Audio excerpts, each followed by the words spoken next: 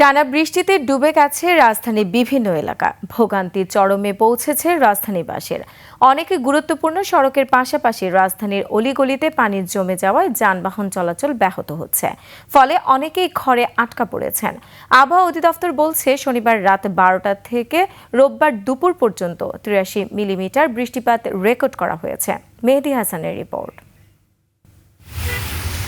আষাঢ় মাসে বৃষ্টি স্বাভাবিকভাবেই একটু বেশি হয়, তবে এমন টানা বৃষ্টির সাক্ষী রাজধানীবাসী খুব কমই হয়েছেন। আগের দিন রাতে বৃষ্টি যে শুরু হয়েছে তার আর থামার নাম নেই। সকালে অফিসের জন্য বেরোতে গিয়েই বিপাকে পড়েন সাধারণ মানুষ। বাসার সামনের গলিতে পানি, প্রধান সড়কেও অনেক পয়েন্টে কমরসমান পানি। বের হয়েছে খুব কষ্ট করে, বাসা থেকে বের হয়ে দেখি যে রাস্তায় পানি। মানে আমি 10 নম্বর থাকি, তো 10 নম্বর রাস্তার মধ্যে পানি। রিক্সা করে আসি, যেখানে 20 টাকা সেখানে ভাড়া হলো 40 টাকা।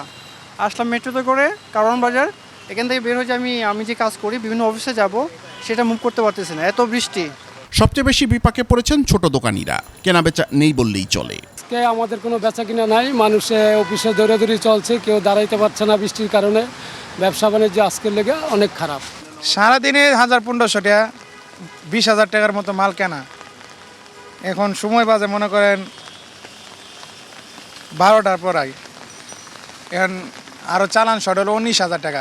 ভাড়া বেশি নেওয়ার অভিযোগ থাকলেও রিকশা ও অটোরিকশা চালকরা বলছেন যাত্রীই নেই।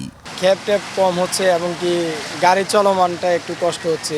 আপনার অলিগলিতে পানি প্রচুর পরিমাণ, হাঁটু সমান, তাই কারণে আমাদের একটু যানবাহনে কষ্ট হচ্ছে আর কি। মৌসুমী বায়ু সক্রিয় থাকায় আগামী 5 দিন সারা দেশে বৃষ্টির প্রবণতা থাকবে বলে জানিয়েছে আবহাওয়া অফিস।